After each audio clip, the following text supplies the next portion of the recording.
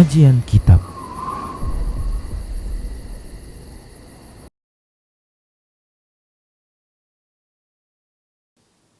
Assalamualaikum warahmatullahi wabarakatuh.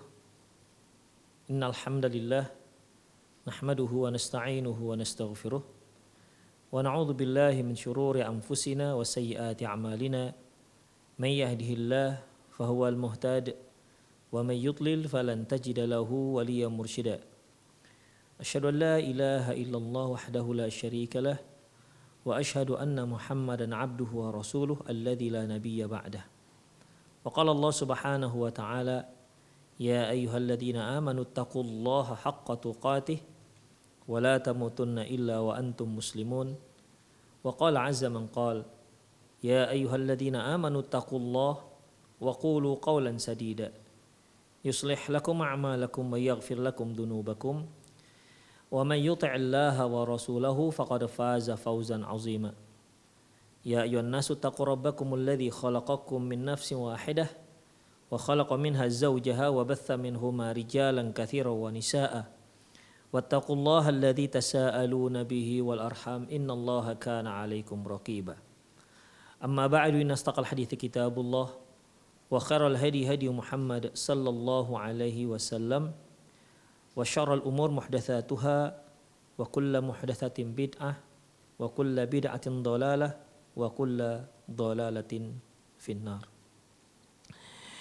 Kaum muslimin dan kaum muslimat, para pemirsa dimanapun Anda berada, alhamdulillah Allah Subhanahu wa ta'ala memberi kita kesempatan, kelapangan waktu untuk mengaji, mempelajari kembali agama kita, mendalami kembali akidah kita, sehingga Allah Subhanahu wa ta'ala menjadikan kita orang-orang yang bertakwa, yang senantiasa mendekatkan diri kita kepada Allah Subhanahu wa ta'ala.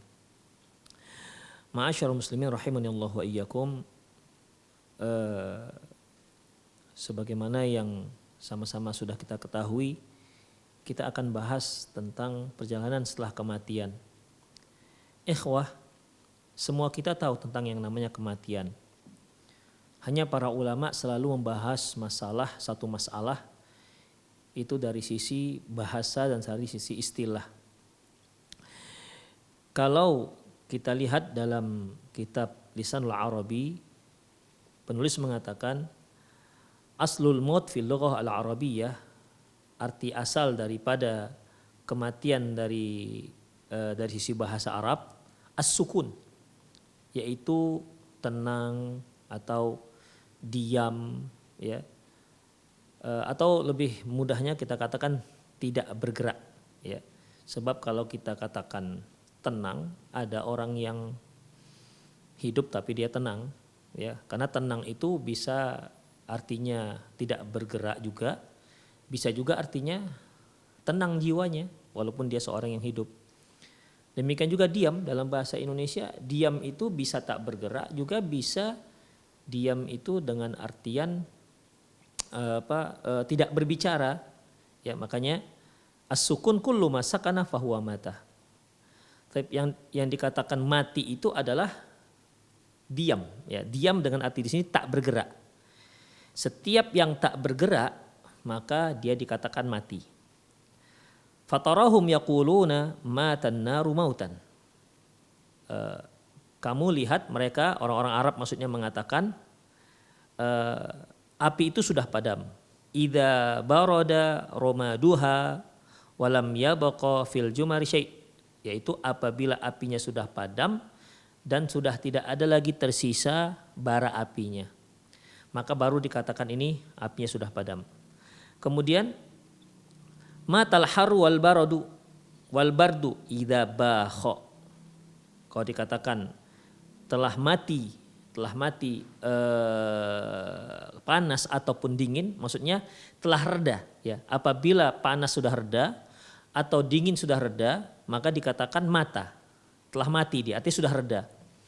Demikian juga mata terih, telah mati angin, maksudnya telah mati angin ini raqadat wasakanat, di mana angin sudah tenang atau tidak lagi bertiup.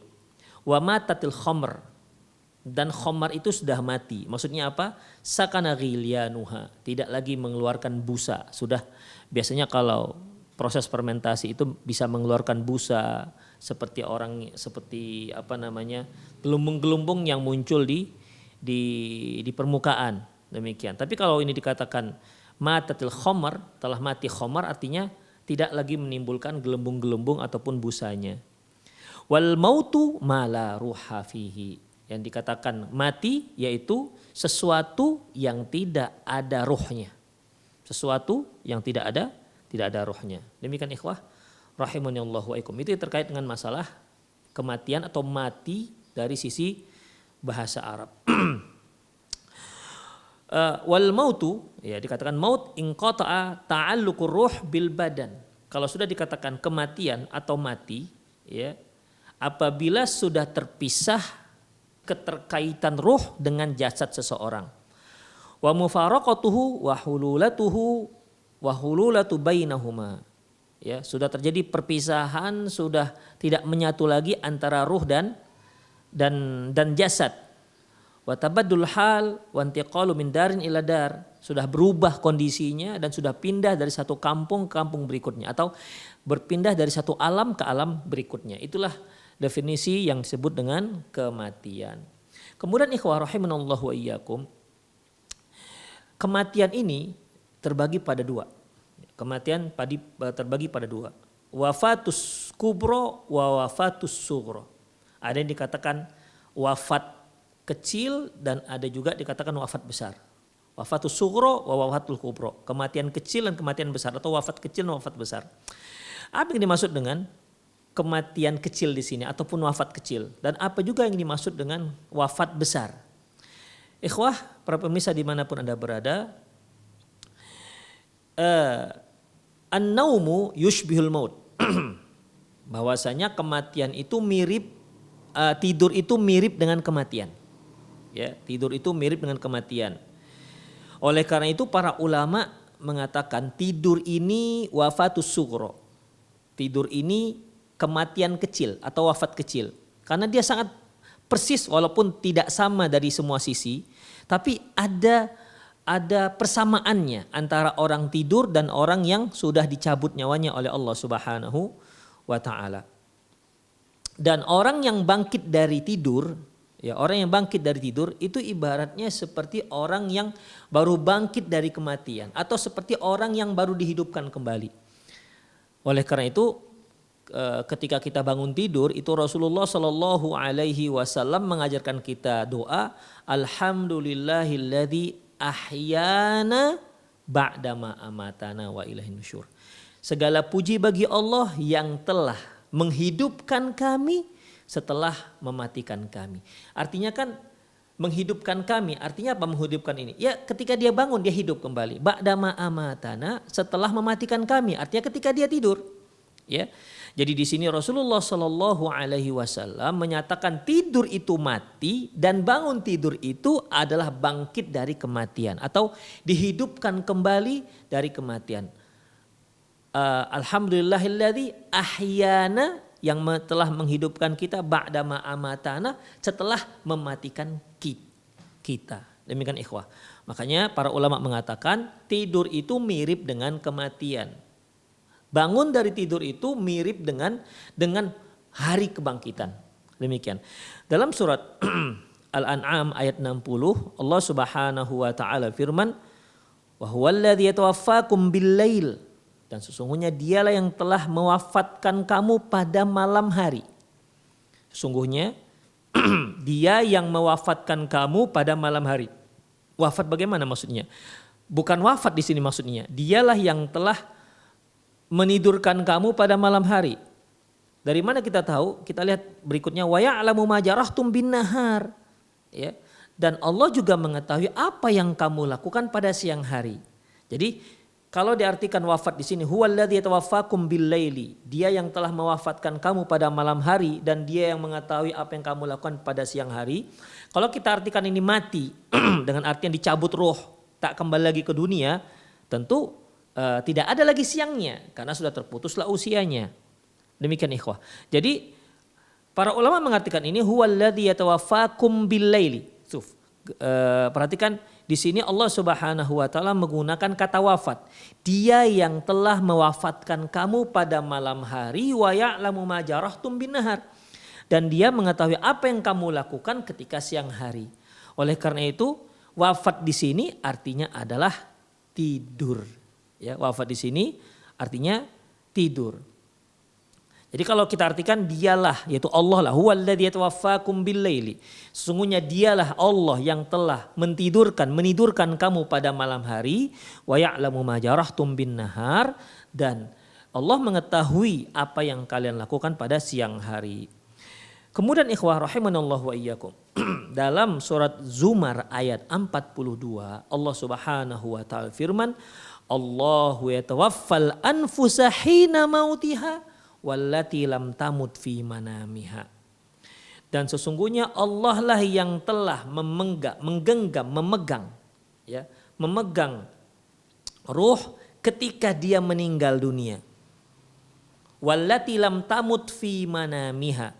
Dan Allah juga yang memegang ruh ketika dia tidur, ketika seorang tidur. Jadi di sini Allah Subhanahu wa taala menyebutkan ada dua. Huwallazi Allahu yatawaffal anfusa hina mautiha. Allah yang telah memegang ruh ketika seorang sudah meninggal. Nah, kalau ruh ini nggak akan balik lagi, ya. Kemudian wallati lam tamut fi manamiha. Demikian juga orang yang tidur, orang yang mati ketika dia tidur. Artinya ikhwah, di sini ada dua. Allah mematikan seseorang ketika dia tidak tidur, ya. Dan juga Allah Subhanahu wa taala mematikan seorang ketika dia tidur. Di sini Allah Subhanahu wa taala sama-sama menyebutkan yamsik, ya. Tawaffal anfus, menahan, ya, menahan roh. Hanya saja bedanya seorang yang dimatikan Allah, diwafatkan Allah di luar tidur dengan orang yang Allah wafatkan ketika dia tidur, fayumsikul lati qada 'alaihal maut. Orang yang sedang tidur tadi yang sudah sampai ajalnya di mana ketika dia tidur Allah tahan Allah tahan ruhnya. Udah. Untuk orang yang sudah sampai ajalnya Allah enggak akan balikkan lagi. Udah, Allah tahan terus. Kemudian wa yursilul ukhra ila ajalin musamma. Namun yang belum sampai ajalnya Allah kembalikan lagi ke jasadnya. Demikian ikhwah rahimanallahu wa iyyakum. Jadi di sini Allah Subhanahu wa taala dan menyebutkan, ya, beberapa jenis kematian, menyebutkan dengan bahasa wafat, ya, menyebutkan dengan bahasa wafat, yaitu Allah Subhanahu wa taala mewafatkan orang yang tidak sedang tidur, jadi sedang terjaga, sakit tiba-tiba mati misalnya. Dan Allah Subhanahu wa taala mewafatkan orang ketika dia tidur. Hanya saja orang yang sedang ditahan oleh Allah ruhnya di saat dia sedang tidur, apabila yang sedang tidur tersebut sudah sampai ajalnya, Allah nggak akan kirim lagi ruh tersebut ke jasadnya. Tapi orang yang masih belum sampai ajalnya, kematiannya belum sampai, orang ini Allah kirimkan kembali ruhnya ke jasad orang tersebut. Demikian ikhwah rahimani Allahu wa iyyakum. Ya, jadi di sini ya tawaffa itu bisa diartikan tidur, ya. Bisa diartikan tidur, bisa diartikan wafat juga, meninggal. Ya, karena Allah Subhanahu wa taala menyebutkan baik tidur maupun kematian dengan kata-kata wafat. Oleh karena itu ikhwah rahimanallahu wa iyyakum, ketika Allah Subhanahu wa taala mengatakan, "Idz qala Allah ya Isa inni mutawaffika wa rafi'uka ilayya." Ketika Allah berkata, "Ya Isa, sesungguhnya aku mewafatkan kamu dan mengangkatmu, wa rafi'uka ilayya, dan mengangkatmu kepadaku." Wafat di sini apa maknanya? Kan tadi ada kita katakan dua. Allah menyebutkan dalam surat Zumar itu wafat itu ada dua. Ya, di antaranya artinya kematian, artinya dicabut rohnya tak balik lagi. Itulah akhir daripada kehidupannya, kehidupan dunianya. Ada juga wafat itu disebutkan kepada orang yang sedang tidur. Demikian. Taib. Ketika Allah menyebutkan idz qalallahu ya Isa inni mutawaffika wa rafi'uka ilayya. Ketika Allah berkata ya Isa, aku itu mewafatkan kamu dan mengangkatmu kepadaku. Wafat di sini apa maknanya? Wafat di sini apa maknanya? Ikhwah, kalau kita ambil dari sisi makna lughawi ya, lughawi atau bahasa, ya artinya bisa dua. Namun tentunya kita sebagai ahli sunnah wal jamaah, sebagai kaum muslimin punya keyakinan lain. Ya. Keyakinan itu adalah keyakinan yang sudah dijelaskan oleh Allah Subhanahu wa taala di ayat yang lain. Seperti Allah Subhanahu wa taala menyebutkan dalam surat An-Nisa ayat 157. Allah katakan wa qauluhum inna qatalnal masiha bana Maryam. Inna qatalnal masiha bana Maryam Rasulullah wa ma qataluhu wa ma salabuhu. Ini orang-orang Yahudi, ini bantahan untuk orang-orang Yahudi di mana mereka mengatakan kami telah bunuh tuh si Isa. Isa bin Maryam telah kami bunuh. Allah bantah, wa ma qataluhu wa ma salabuhu. Enggak, kata Allah. Mereka enggak ada membunuh. Mereka tak membunuh Isa. Dan mereka juga tidak menyalib Isa. Walakin syubbiha lahum, tapi sebenarnya Allah menyerupakan orang lain dengan Nabi Isa. Dalam ayat berikutnya Allah katakan barafa'ahullahu ilaih. Ya, bahkan Allah Subhanahu wa taala telah mengangkatnya kepada Allah. Diangkat Nabi Isa itu kepada Allah Subhanahu wa taala. Jadi hadis ayat yang di awal kita katakan, yang kita sebutkan tadi, idz qala Allah ya Isa inni mutawaffika wa rafi'uka ilayya. Ketika Allah berkata kepada Nabi Musa, ya Isa, sesungguhnya aku mewafatkan kamu dan mengangkat engkau kepadaku. Udah. Kalau kita artikan di sini, ingat tadi kan ada wafat itu ada dua tuh maknanya. Ada mati, ya, meninggal dunia, ada wafat itu tidur. Demikian, itu di antara maknanya. Baik. Kalau kita artikan wafat, berarti ayat Allah ini bagaimana yang membantah orang Yahudi? Allah mengatakan, mereka mengatakan, inna qatalnal masiha bana Maryam. Kami telah bunuh itu Maryam. Kami telah bunuh itu si Al-Masih bin Maryam, bin Maryam. Allah bantah, enggak. Kalian enggak ada membunuhnya. Kalian juga tidak ada menyalibnya. Jadi enggak mati dia, kata Allah Subhanahu wa taala. Ya. Barafa'ahullah ilaih. Bahkan Allah mengangkat dia. Berarti ya, alternatif bahasa mutawaffik, ya Isa ini mutawaffik, sungguhnya engkau kami wafatkan. Wafat dalam artian mati tidak. Makanya sepakat ahli sunnah wal jamaah, sepakat seluruh para ulama mufassir bahwasanya mutawaffika ini artinya bukan mati meninggal dunia. Nah, hanya saja selain mati, selain meninggal dunia, para ulama berbeda pendapat apa itu mutawaffika. Ada yang menyebutkan di antaranya tidur nih, ya, tidur. Jadi Allah angkat Nabi Isa dan Allah tidurkan dan Allah angkat Nabi Isa. Demikian ikhwah, ya. Jadi diwafatkan ketika Nabi Isa sebelum diangkat itu diwafatkan mati, itu sepakat para ulama tidak seperti itu. Ya, hanya saja ada yang mengartikan mutawaffika itu ditidurkan kemudian diangkat oleh Allah Subhanahu wa taala, ya. Intinya bukan mati. Yang kedua mengatakan bahwasanya mutawaffika artinya istaufa. Istaufa sudah sempurna kenabianmu. Jadi artinya ya Isa sungguhnya telah sempurna kenabianmu, kemudian kami angkat engkau kepadaku. Nanti di akhir zaman, ya di akhir zaman Allah turunkan lagi Nabi Isa, tapi tidak lagi dia sebagai seorang nabi, karena ketika dia turun sudah ada syariat Rasulullah Shallallahu Alaihi Wasallam. Demikian. Itu di antara makna yang diartikan. Ada juga yang mengartikan itu adanya tidak berurut. Jadi urutannya ya Isa inni rafi'uka wa mutawaffika. Yaitu ya Isa aku angkat engkau dan aku wafatkan engkau. Jadi ketika Allah Subhanahu wa taala angkat Nabi Isa, kemudian di akhir zaman Allah turunkan ya Nabi Isa yang bertugas akan membunuh si Dajjal. Setelah itu baru Nabi Isa meninggal dunia. Demikian ikhwah. Jadi namun intinya ya kalimat mutawaffik, wafat itu ada dua makna ya. Yaitu artinya yaitu kematian, dan artinya yang kedua yaitu tidur. Oleh karena itu tidur ini dikatakan wafatus sughra, kematian kecil, kemudian meninggal dunia ya itu dikatakan wafatul kubro, yaitu kematian besar. Demikian ikhwah rahimani Allahu wa iyyakum. Jadi wafat ada dua. Selanjutnya ikhwah, kita lebih fokus lagi kepada membicarakan kematian.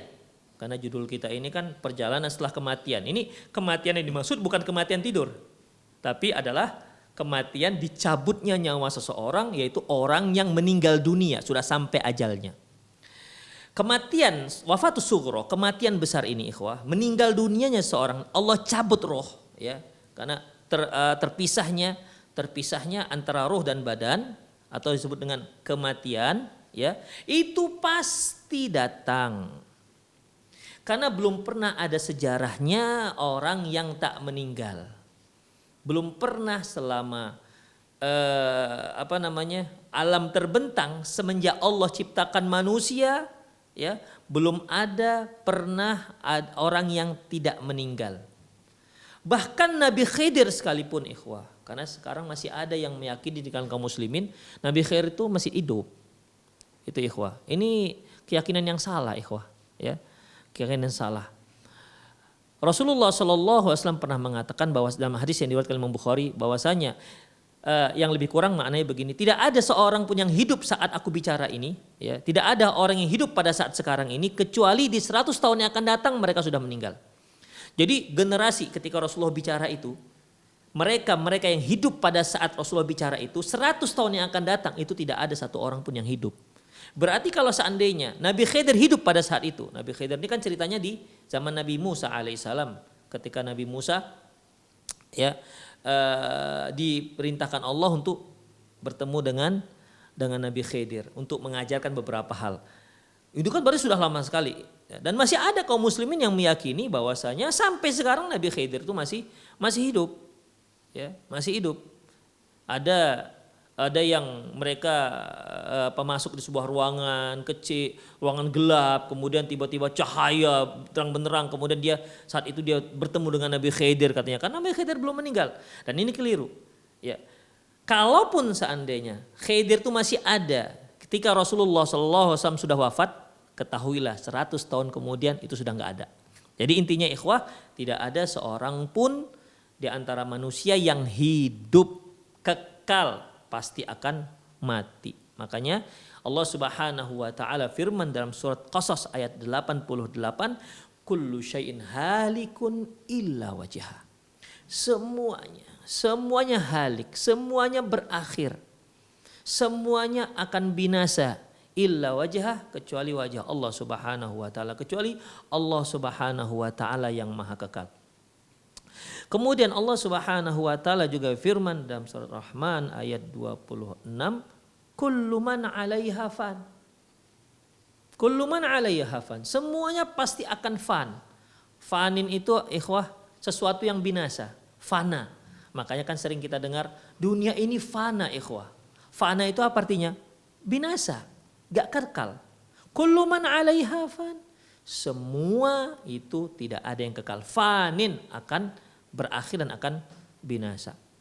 Kemudian ikhwah dalam surah Al-Imran ayat 185 Allah Subhanahu wa taala mengatakan kullu nafsin dha'iqatul maut. Ya, kullu nafsin dha'iqatul maut. Sesungguhnya setiap jiwa, setiap yang punya roh, dha'iqatul maut, pasti akan merasakan kematian. Pasti akan merasakan kematian. Tidak ada satupun yang tidak merasakan kematian. Pokoknya setiap orang, setiap makhluk Allah yang punya ruh, yang punya nyawa, pasti akan merasakan kematian, dengan artian di suatu saat rohnya akan ditarik dari jasadnya. Suatu saat rohnya akan berpisah dari jasadnya. Ya. Kemudian Allah mengatakan wa inna ma yutawaffawna ujurahum yaumal qiyamah, dan sungguhnya akan dibalas kalian akan mendapat balasan yang sempurna, yang sempurna. Nah, ini di sini ada juga kata-kata wafat, ikhwah. Yutawaffauna. Ya, artinya sudah sempurna. Ini mendukung pendapat yang mengatakan bahwasanya ini mutawafika artinya sudah selesai, sudah sempurna kenabianmu. Jadi dia diangkat dalam keadaan bukan seorang nabi. Demikian. Jadi nanti ketika dia turun, ketika Nabi Isa turun itu tidak lagi seorang nabi. Itu dia. Ikhwah rahimanallahu wa iyyakum. Baik. Intinya di sini adalah ayatnya kullu nafsin dha'iqatul maut, setiap yang bernyawa itu pasti akan merasakan kematian. Seandainya seandainya adalah manusia yang tak mati. Seandainya ada seorang manusia yang mulia yang tak mati-mati. Kalau menurut para pemirsa siapa yang paling layak diberikan hak prerogatif tak mati-mati? Tak mati. Benar. Dia adalah Sayyiduna, Sayyidu walidi Adam. Pemimpin kita, penghulu kita. Sayyidu waladi Adam, pemimpin seluruh para anak-anak Adam. Sayyidul Anbiya, seluruh para nabi. Pemimpin seluruh para nabi. Dia adalah Muhammad bin Abdullah sallallahu alaihi wasallam. Dialah seorang harusnya lebih berhak. Ya. Kalau memang tak mati. Dia lebih berhak ketimbang Nabi Khidir. Kalau memang adalah orang mulia itu tidak mati. Namun ikhwah rahimanallahu wa iyyakum, dalam surat Zumar ayat 30 Allah mengatakan innaka mayitun. Muhammad ente, Muhammad kamu mayit, kan mati. Wa innahum lamayitun. Mereka juga semua akan mati. Enggak ada yang enggak mati. Ya. Kamu mati, mereka juga mati. Makanya kan ada di Indonesia ini ada bahasa semuanya mati, orang miskin mati, orang kaya mati, orang kecil mati, orang apalagi orang tua mati, itu dia. Semua mati. Kemudian ikhwah rahimanallahu wa iyyakum, ya. Allah Subhanahu wa taala dalam sebuah hadis yang diriwayatkan oleh Imam Bukhari dari Abdullah bin Abbas radhiyallahu anhuma anna Nabiyya sallallahu alaihi wasallam kana yaqul, bahwasanya Nabi sallallahu alaihi wasallam pernah bersabda dengan ucapan, dengan doa, a'udzu bi'izzatikal ladzi la ilaha illa antal ladzi la yamut wal jinnu wal insu yamutun. Aku berlindung dengan kebesaranmu, wahai yang tidak ada ilah yang disembah kecuali hanya Engkau. Sesungguhnya alladzi la yamut, Engkau tidak mati. Karena Allah Subhanahu wa taala hayyun, qayyum. Hayyun itu maha hidup. Ya, maha hidup. Di mana huwal awwal wa huwal akhir. Dialah yang pertama. Dialah yang pertama, tidak ada sebelumnya yang lain. Dialah yang pertama. Yaitu yang zat yang pertama yang tidak didahului oleh ketidakadaan. Dan dia yang terakhir, makanya huwal awwalu wal akhiru. Dan Allah tidak akan, Allah itu qayyum, hayyun senantiasa hidup, maha hidup. Kebalikannya ya enggak mati-mati.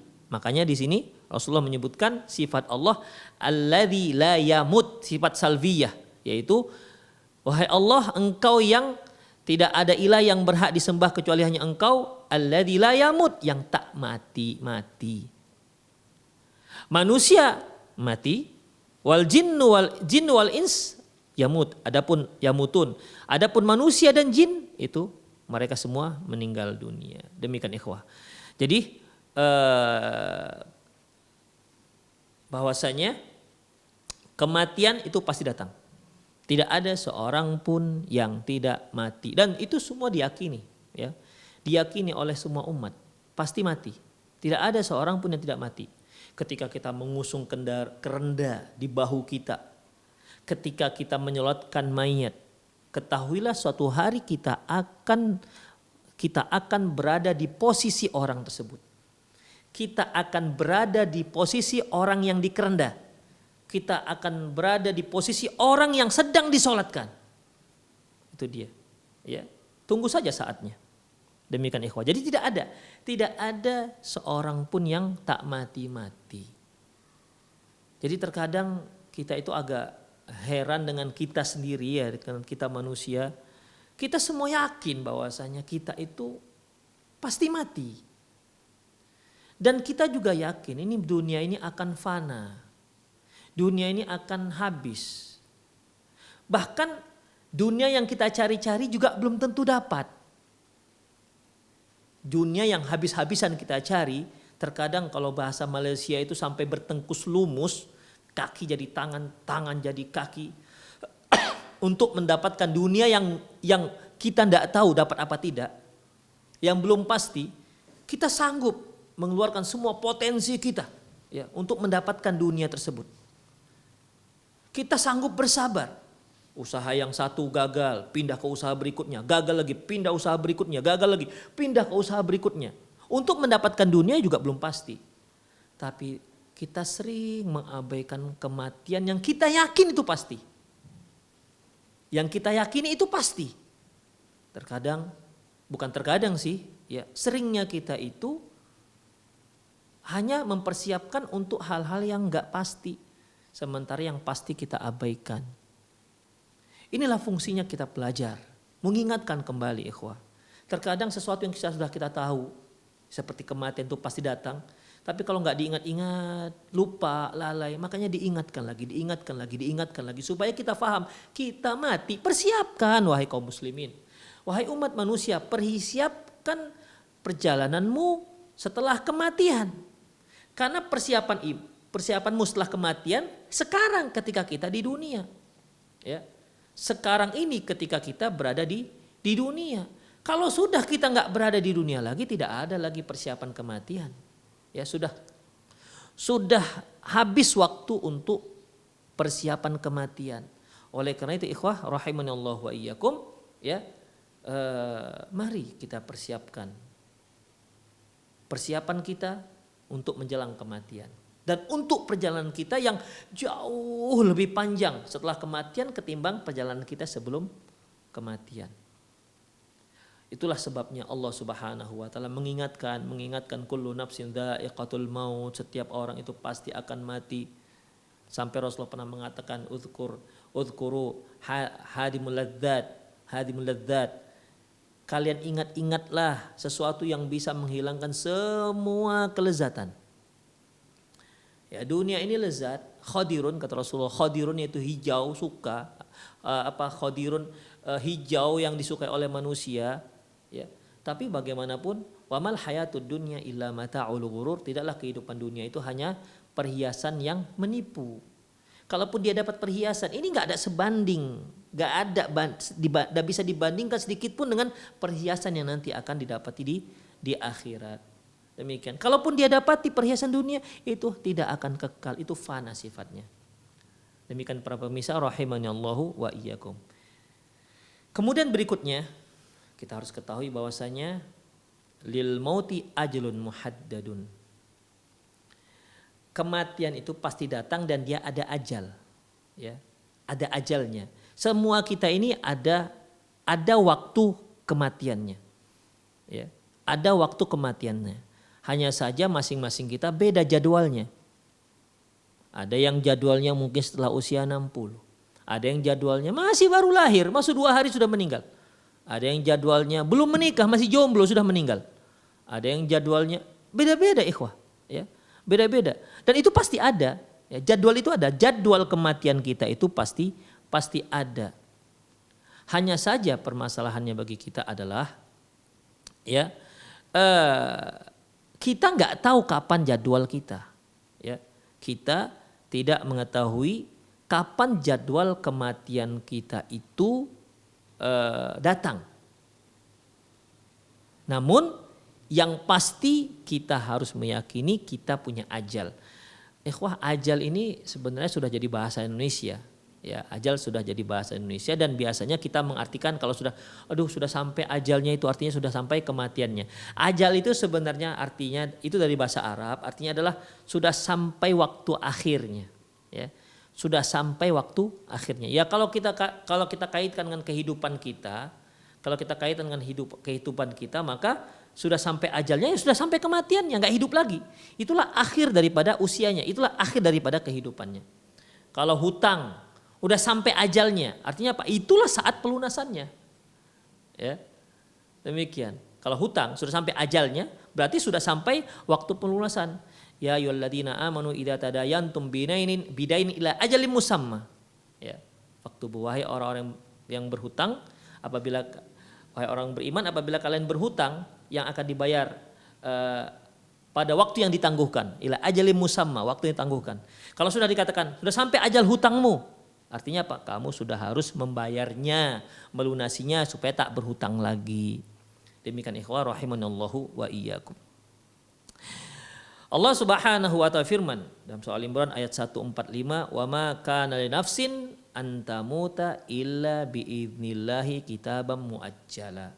Tidak ada satu jiwa pun yang mati kecuali setelah mendapat izin dari Allah Subhanahu wa ta'ala, kitaban muajjala, waktu yang sudah ditentukan.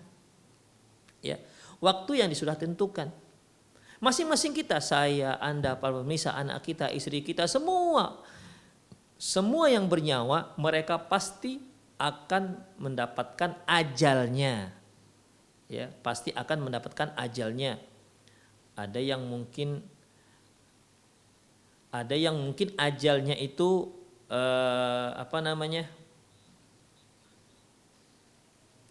Ada yang mungkin ajalnya itu cepat, ya. Ada yang ajalnya itu lambat. Demikian ikhwah, azani Allah wa iyyakum. Taib. Namun ajal itu sudah ketetapan Allah Subhanahu wa taala dan Allah sudah tuliskan. Oleh karena itu Rasulullah sallallahu alaihi wasallam pernah bersabda dalam sebuah hadis sahih, "Inna ahadakum yujma'u khalquhu fi batni ummihi, sungguhnya ciptaan kalian ada di rahim ibu kalian, fi batni ummihi, sesungguhnya ciptaan kalian ada dalam rahim ibu kalian, yaitu arba'ina yawman nutfatan, yaitu selama 40 hari dia berupa sperma. Summa yakunu 'alaqatan mislu dzalik." Kemudian setelah itu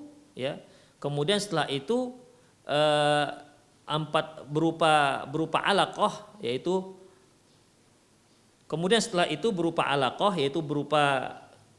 berupa segumpal darah, mislu dzalik, ya, sebegitu juga, artinya sebegitu juga 40 hari juga. Summa yakunu mudghatan mislu dzalik, kemudian 40 hari lagi dia sudah berubah menjadi segumpal daging. Demikian. Fayursalu ilahil malak. Kemudian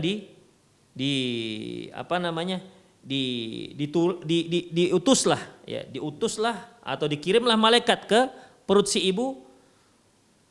Kemudian fayunfakhu fihi ruh, ditiupkan ruh, fayu'maru bi arba'i kalimat. Dan diperintahkan si malaikat untuk menetapkan 4 hal, bikatbi rizqihi wa ajalihi. Di antaranya yaitu dengan menulis berapa rezekinya dan kapan ajalnya. Jadi ketika kita berada di dalam perut ibu kita, itu ajal kita sudah tertulis kapan. Ada yang berusia 2 tahun, ada yang berusia 5 tahun, ada yang berusia setahun 6 bulan, ada yang usianya hanya 400 hari. Sampai detik-detiknya juga ditentukan oleh Allah Subhanahu wa taala. Sudah ada ikhwah, ya. Usianya misalnya 57 tahun, 6 bulan, sekian hari, wafatnya di hari ini, jam sekian, di detik sekian. Demikian. Dan itu tidak akan bisa dipercepat dan tidak akan diperlambat. Ya. Itu sudah ketentuan dari Allah Subhanahu wa taala. Jadi kalau ada ikhwah, ya. Allah Subhanahu wa taala firman, "Walikulli ummatin ajal." Ini Al-A'raf ayat 34. Setiap umat itu ada ajalnya, ada waktu akhirnya, ada ajal, ada waktu kematiannya. Fa idza jaa ajaluhum, apabila datang ajalnya, fala la yasta'khiruna sa'atan wa la yastaqdimun, tidak akan diperlambat, ya. La yastaqdimuna sa'atan, tidak akan dipercepat, wa la yasta'khirun, dan tidak akan bisa diminta untuk diperlambat. Itu dia. Mungkin pemirsa pernah mendengarlah kisah ada seorang yang sudah sekarat tapi kok enggak meninggal juga, ya, enggak meninggal juga. Kemudian ada yang mengatakan, oh mungkin dia ini punya simpanan, Ya ini simpanannya harus dikeluarkan supaya dia bisa meninggal dengan tenang, supaya nyawanya bisa bisa ditarik oleh malaikat, maka dipanggillah dukun. Ya. Dipanggillah dukun untuk menghilangkan semua simpanan-simpanan dan ilmu-ilmunya. Ikhwah, ini khurafat. Apa iya malaikat maut gak bisa mencabut orang yang punya ilmu? Ilmu perdukunan atau ilmu-ilmu apalah begitu?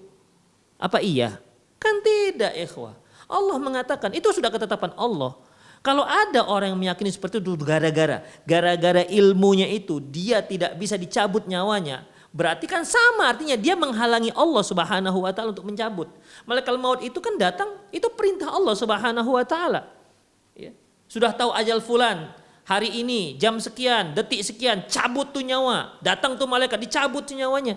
Demikian, tidak ada. Aduh, mau dicabut, aduh susah cabutnya. Kenapa? Karena dia punya ilmu, ilmunya ngeri kali gitu. Mana ada cerita ikhwah. Tapi begitupun banyak dengan masyarakat kita meyakini hal-hal seperti itu, tidak bisa. Bahkan ada lagi ikhwah, ya sudah diyakini seperti itu, karena nggak bisa meninggal, dipanggillah dukun taubat, bertambahlah dosa jadinya.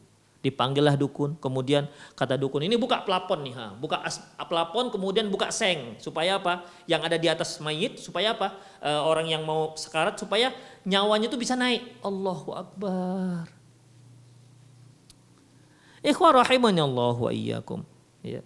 Ketahuilah bahwasanya yang namanya kematian dimanapun kita berada itu pasti dia datang. Aina ma takunu yudrikumul maut. Dimanapun kamu berada yudrikumul maut, kamu pasti akan ditemui kematian. Kematian tuh akan mengejarmu dimanapun kamu berada. Ya. Kematian akan mengejarmu dimanapun kamu berada. Walau kuntum fi burujim musyayyadah, walaupun kamu berada di dalam sebuah benteng yang tinggi. Ya.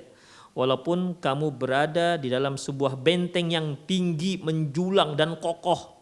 Bayangkan ikhwah.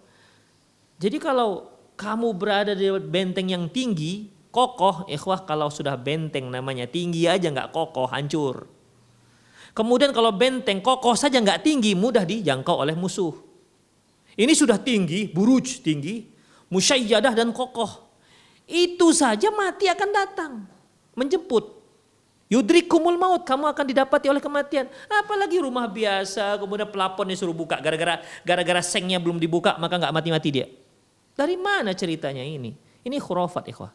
Ya, khurafat. Kenapa dia belum mati-mati? Kenapa dia sekarat belum mati-mati? Karena belum ajalnya, itu dia masalahnya. Belum ajalnya, nggak dipaksa-paksa. Makanya sunnah Rasulullah SAW kalau kita melihat ada yang sekarat, kita disunnahkan untuk mentalkinkan si mayit. Ya, katakan, ibu, pak, ucapkan la ilaha illallah Muhammadur Rasulullah. Begitu diajarkan dia, ditalkinkan dia syahadat. Ditalkinkan dia, itu disunahkan, bukan suruh manggil dukun supaya mengambil semua ilmu-ilmu, enggak ada itu ikhwah, ya. Rahimani Allahu wa iyyakum. Jadi jangan sampai kita terpengaruh dengan isu-isu seperti itu, tidak ada dalam Islam seperti itu. Namun intinya ikhwah, kematian merupakan ajal kita yang sudah ditentukan oleh Allah Subhanahu wa taala. Dalam sebuah hadis yang diriwayatkan oleh Imam Muslim dari Abdullah bin Mas'ud, dia berkata, qalat Ummu Habibah, zaujun Nabi sallallahu alaihi wasallam. Ummu Habibah pernah berkata kepada Nabi sallallahu alaihi wasallam, Ummu Habibah istri Nabi sallallahu alaihi wasallam pernah berdoa, Allahumma amti'ni bi zauji Rasulillah. Ya Allah, bahagiakanlah aku dengan cara memanjangkan usia suamiku, Rasulullah. Kemudian wabi Abi Sofyan, Abi Sofyan, dan juga bahagiakan aku dengan memanjangkan umur ayahku yaitu Abu Sofyan. Wabi akhi Muawiyah, dan juga bahagiakan aku dengan dipanjangkan usia saudaraku yaitu Muawiyah. Jadi intinya Ummu Habibah radhiyallahu anha istri Rasulullah SAW mohon kepada Allah agar usia suaminya yaitu Rasulullah, usia ayahnya dan usia saudaranya Muawiyah bin Abi Sofyan itu dipanjangkan, supaya kebahagiaannya tetap langgeng, Itulah isi doa Ummu Habibah radhiyallahu anha. Namun apa kata Rasulullah sallallahu alaihi wasallam? Faqala Nabi sallallahu alaihi wasallam, "Laqad sa'altillaha li ajalin madrubah." Kamu sudah meminta kepada Allah sesuatu yang sudah ditentukan. Enggak bisa digoyang-goyang lagi. Ya. Tidak bisa diubah-ubah. Ya Ummu Habibah, kamu telah meminta kepada Allah sesuatu yang enggak bisa digeser, enggak bisa dirubah lagi. Itu sudah madrubah, sudah tetap. Makanya kan tadi di ayat tadi yang sebelumnya kita baca, yang telah kita bacakan, idza jaa ajaluhum, apabila sudah datang ajalnya, kematiannya, fala yastakhiruna sa'atan wa la yastaqdimun, tidak bisa ditunda, la yastakhirun, tidak bisa ditunda, wa la yastaqdimun, tidak bisa dan juga tidak bisa dipercepat. Demikian. Ya, laqad sa'altillah li ajalim madrubatin, kamu telah meminta kepada Allah, mohon kepada Allah dengan sesuatu yang sudah ditetapkan oleh Allah Subhanahu wa taala. Wa ayyamun ma'dudah, dan wa ayyamun ma'dudah, dan hari yang sudah terhitung. Jadi hari-hari kita hidup itu sudah ditentukan oleh Allah Subhanahu wa taala, sekian hari, ada yang sekian ribu hari, sekian puluh ribu hari. Itu sudah Allah Subhanahu wa taala tentukan semuanya. Kemudian wa arzakum maqsumatun, dan rezeki yang sudah dibagi-bagikan. Ya, saya sudah ada rezekinya tentukan oleh Allah, antum juga, para pemirsa juga. Itu semua sudah ada rezekinya, sudah dibagi-bagikan oleh Allah Subhanahu wa taala. Makanya ikhwah, antara rezeki dengan ajal tuh sama, ya. Selama seorang itu masih hidup berarti rezekinya masih ada. Ya. Selama seorang itu masih hidup berarti rezekinya masih ada. Ketika dia meninggal, disitulah habis rezekinya, tidak ada yang lain. Makanya Rasulullah katakan ayyamun ma'dudah wa arzakum maqsumah. Allah sudah menetapkan jumlah harimu, usiamu sekian hari, dan rezeki yang sudah ditentukan, yang sudah dibagi-bagikan. La yu'ajjalu syai'un qabla hillih, tidak akan bisa dipercepat sesuatu sebelum waktunya. Wala yu'akhirullahu syai'an ba'da hillih, dan Allah tidak akan diakhirkan sesuatu setelah ditentukannya. Jadi intinya tidak bisa dipercepat dan tidak bisa diperlambat. Walau kunti sa'altillaha ayyu'idzaki min adzabin nari aw adzabin fil qabri kana khairan wa afdal. Seandainya engkau wahai Ummu Habibah mohon kepada Allah agar engkau dibebaskan, diselamatkan dari azab neraka dan azab kubur, itu doa yang lebih baik ketimbang doa minta panjang umur. Makanya ikhwah rahimanallahu wa iyyakum, jangan minta panjang umur. Rasulullah melarang Ummu Habibah minta panjang umur. Mintalah keberkahan umur. Usia kita sudah ditentukan oleh Allah Subhanahu wa taala, tak bisa dipercepat dan juga tidak bisa dipercepat, tidak bisa ditambah. Sudah memang segitu ikhwah, para pemirsa sekalian. Jadi jangan minta doa panjang umur, mintalah keberkahan umur. Untuk apa kita panjang umur 90 tahun tapi isinya penuh dengan kemaksiatan, penuh dengan dosa? Untuk apa gunanya? Demikian. Tapi kalau dia 90 tahun, 100 tahun tapi diisi dengan ketaatan, Masya Allah, ya, kesolehan, Allahu Akbar, itu lebih bagus. Tapi kalau seandainya panjang usianya panjang tapi diisi dengan dosa, Allahu Akbar, itu akan hanya memperberat hukuman dia nanti di hari akhirat kelak. Demikian ikhwah, azani Allahu wa iyyakum. Kemudian terakhir yaitu bahwa kematian itu sebagaimana yang kita katakan tadi, yaitu waktul maut majhulun lana. Kapan kita mati itu tidak diketahui. Kita nggak tahu, ya. Dalam sebuah hadis yang diriwayatkan oleh Imam Bukhari dari Abdullah bin Umar, qala Rasulullah sallallahu alaihi wasallam, Rasulullah sallallahu alaihi wasallam bersabda, mafatihul ghaib khamsun.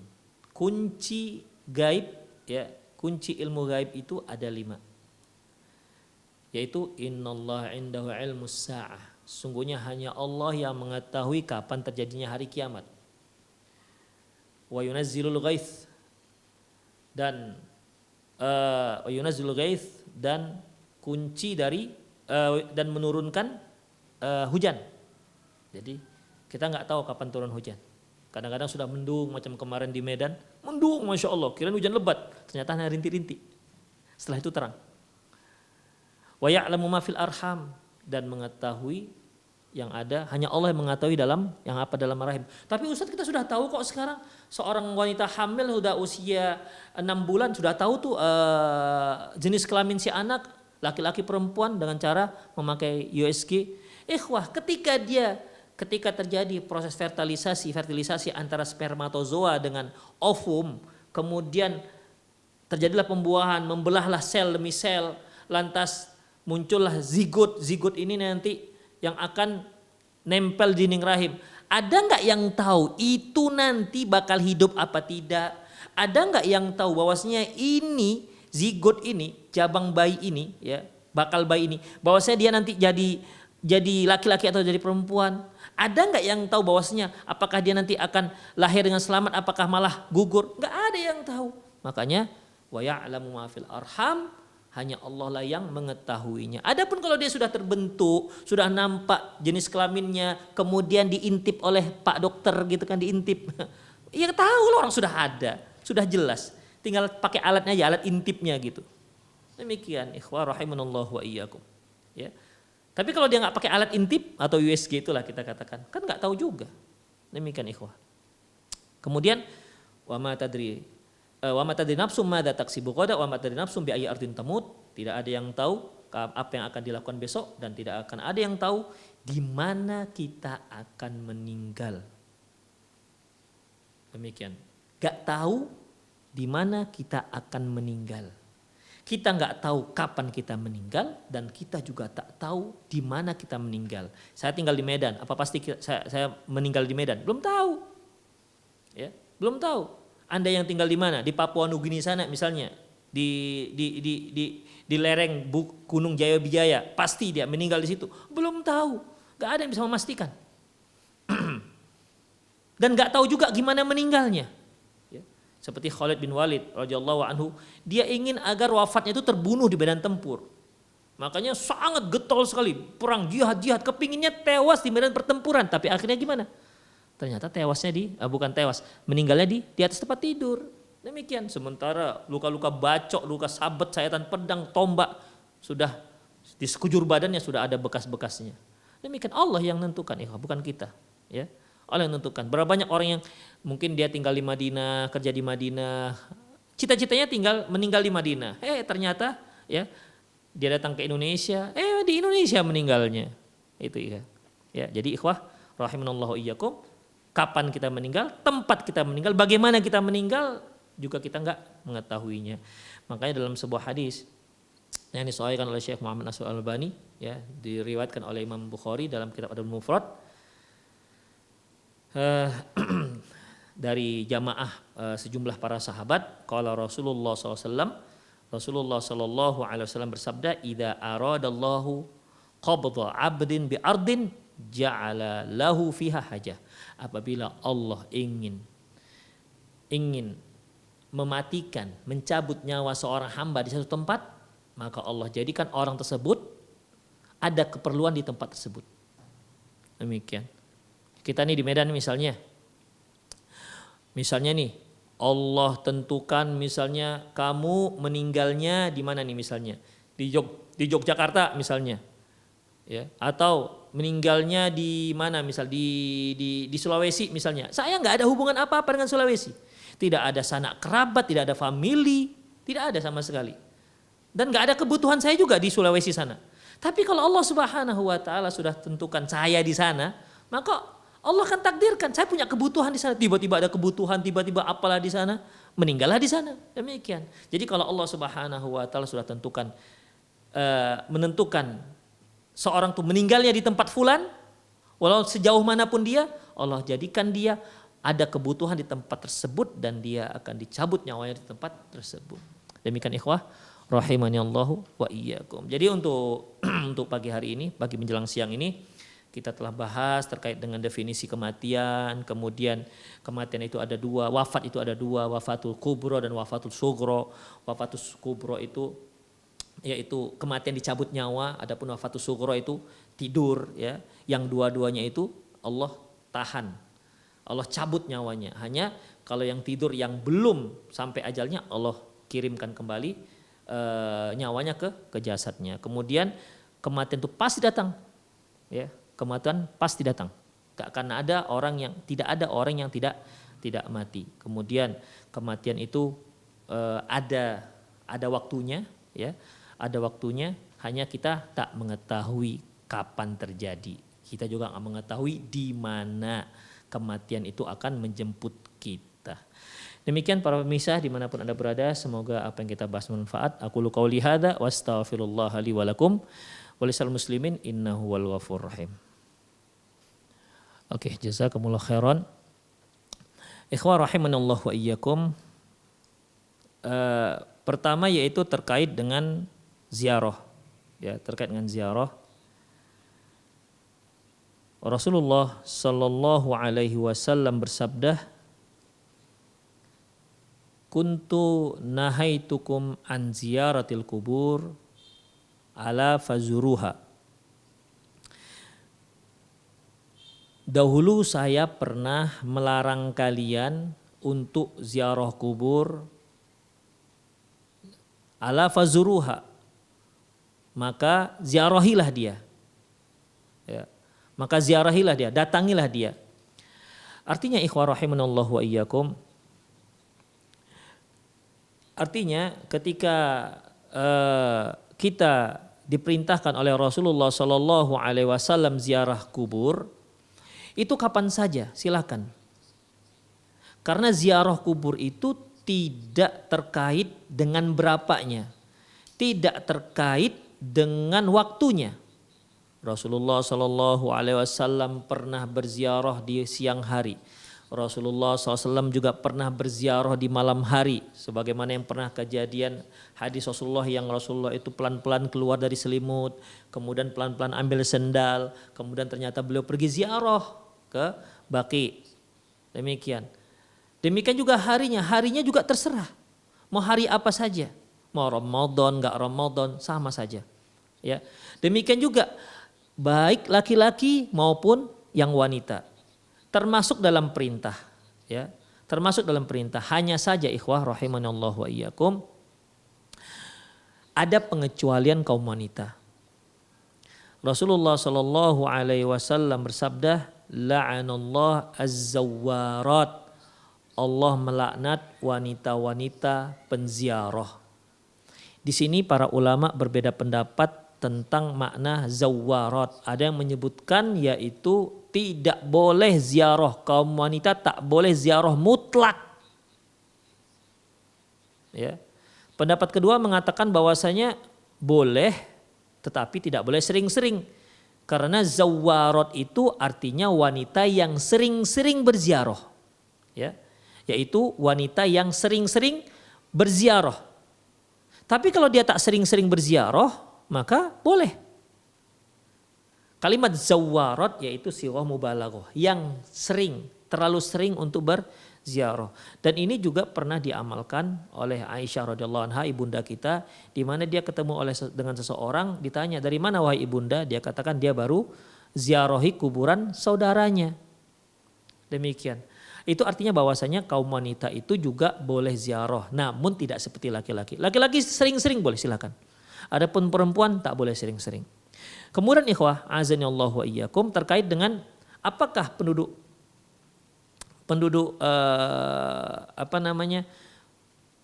kuburan itu bahagia dengan datangnya kita? Jelas bahagia. Kenapa? Karena kita datang itu untuk mendoakan dia. Ya. Kita masuk kuburan, kemudian kita baca doanya assalamualaikum qaul mukminin dan seterusnya, ya. Segala salam atas kalian. Intinya kita doa masuk kuburan itu adalah doa untuk si penghuni kuburan. Demikian. Dan itu sampai ikhwah. Ya, dan itu sampai. Sampai kita juga mengakui kepada mereka, wa inna insyaallah bikum lalahiqun, dan kami juga akan menyusul. Ini semua ikhwah, ini tentunya ada manfaat untuk si orang yang ziarahi. Ya. Untuk yang ziarahi, bukan hanya untuk person yang mau kita ziarahi, tapi untuk semua penghuni kuburan. Dan untuk kita juga ada manfaatnya. Karena Rasulullah SAW bersabda, kuntu nahaitukum an ziyaratil qubur ala fazuruha fa innahu tudzakirul akhirah.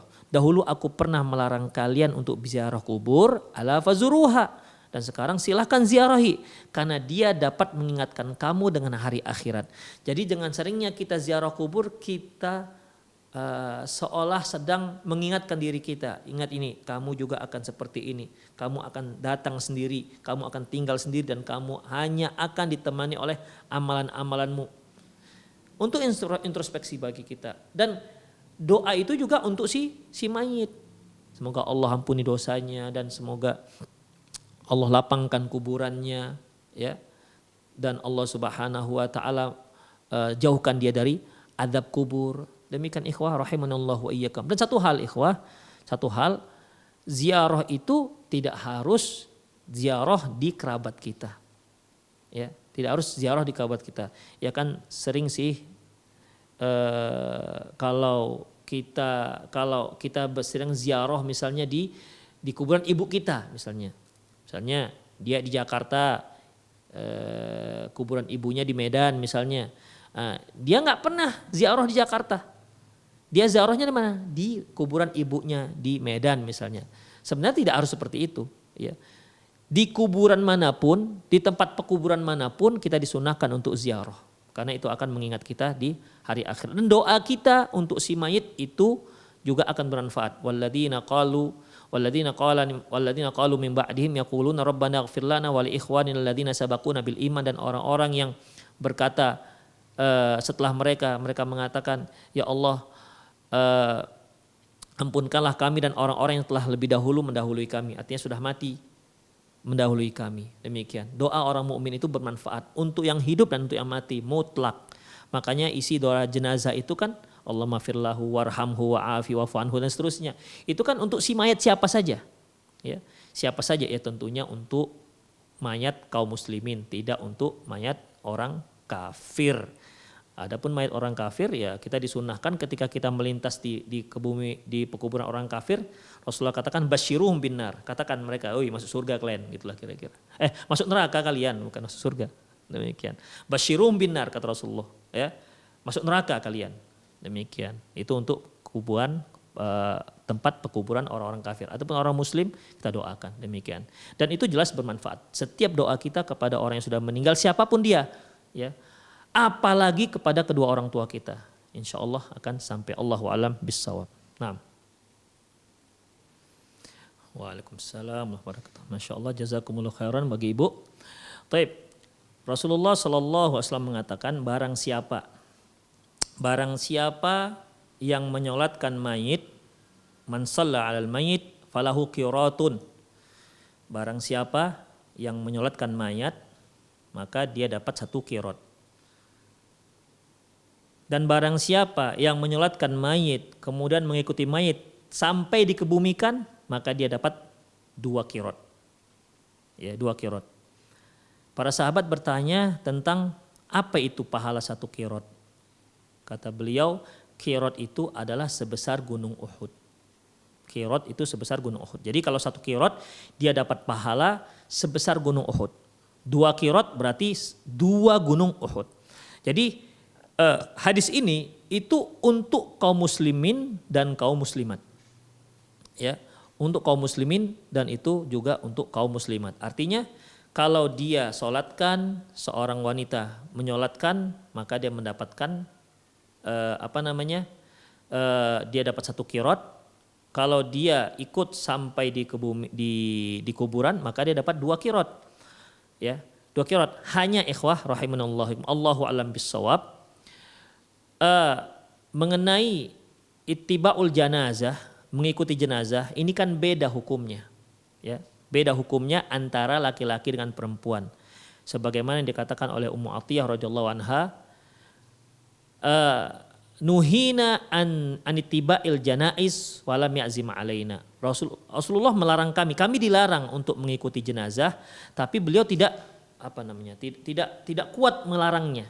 Jadi si wanita ini, para ulama mengambil kesimpulan bahwasanya wanita itu boleh mengikuti jenazah, boleh, tapi hukumnya tidak sama seperti hukum kaum laki-laki, ya. Tapi hukumnya tidak sama seperti hukum kaum laki-laki. Laki-laki itu mengikuti jenazah itu hukumnya sunnah, ya, sunnah, dan dia dapat pahala untuk itu dan sampai dia dikebumikan. Allahu a'lam bissawab. Adapun masalah kirot,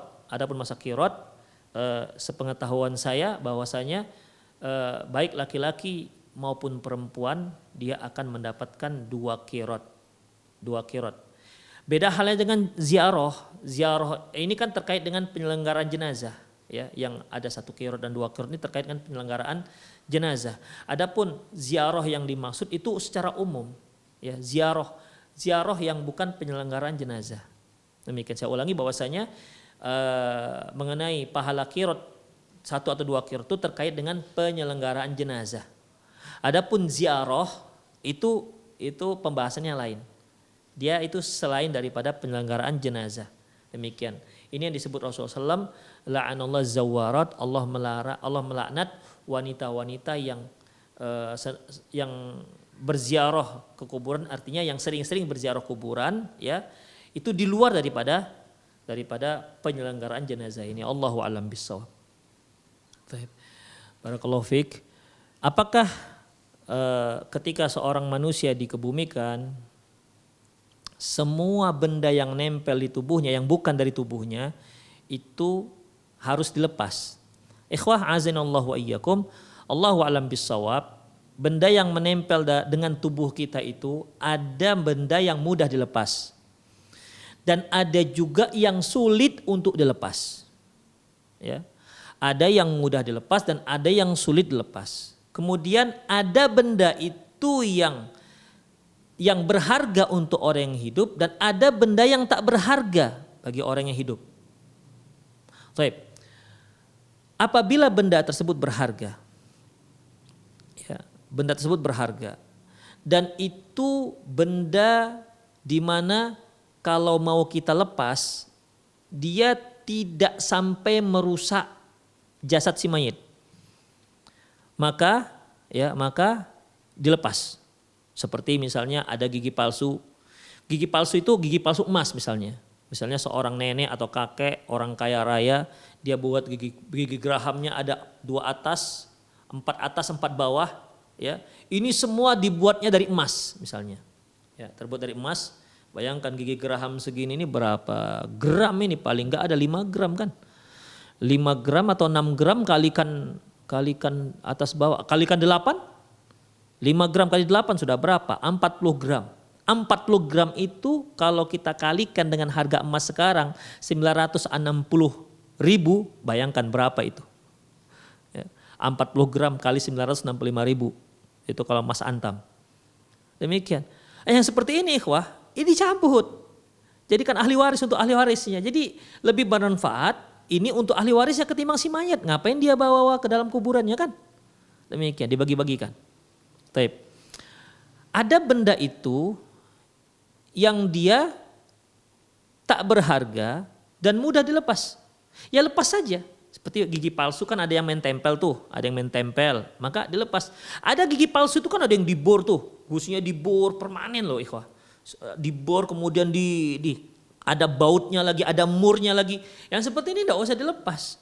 Karena kita kesulitan. Ya, akan mengeluarkan biaya lagi, kita harus panggil lagi tukang gigi, tolong Pak dilepas tuh gigi gerahamnya. Kan akan memperlambat penyelenggarannya lagi. Demikian ikhwah. Jadi Allahu a'lam bissawab, apabila ada benda yang berharga yang menempel di tubuh si mayit dan kalau diambil dia tidak merusak jasad si mayit, maka ambil. Tapi kalau dia merusak, misalnya dia pernah mengalami patah tangan. Ternyata patah tangannya itu disambung dengan plat ataupun lempengan dari emas misalnya. Biasa kan orang platina ya, platinium biasanya. Ini enggak, mungkin karena kayak berat dia apa enggak, saya enggak mau itu, saya mau pakai emas. Wah, begitu. Emas 24 karat misalnya ini. Maka ya kan enggak harus dibedah kemudian diambil emasnya. Udah biarkan saja. Karena apa? Karena walaupun dia berharga, tapi karena akan merusak jasad si mayit, maka tidak dibolehkan. Ya. Kemudian ada benda yang tak berharga. Ya kalau seandainya mencabutnya harus dengan susah payah akan merusak, apalagi sampai merusak jasad si mayit, maka nggak dibolehkan. Tapi kalau mudah, misalnya gigi palsu tinggal copot, ataupun ada kawatnya agak ditempelkan bisa mudah dicopot, silahkan copot. Demikian. Ya, jadi intinya ikhwah rahimanallahu iyyakum, sebagaimana sabda Rasulullah SAW yang artinya mematahkan tulang mayit itu sama hukumnya seperti mematahkan tulang di saat dia masih hidup. Ya, mematahkan tulang si mayit itu sama hukumnya seperti mematahkan tulang dia masih hidup. Jadi kalau kita merusak jasad si mayit walaupun dia sudah meninggal, itu hukumnya sama dengan merusak jasad si mayit, jasadnya ketika dia masih hidup. Demikian ikhwah rahimanallahu iyyakum, semoga pertemuan kita ini bermanfaat walaupun tadi sedikitlah wawasan yang alhamdulillah ya, semoga bermanfaat lah ya informasi-informasi, dan ini saya harapkan juga bisa menambah keimanan kita tentang kematian dan tentunya untuk mengingatkan kembali tentang kematian, dan itu sangat bermanfaat untuk kehidupan kita. Demikian aku qouli hadza wastaghfirullah li wa lakum wa lisal muslimin innahu wal ghafurur rahim. Assalamualaikum warahmatullahi wabarakatuh.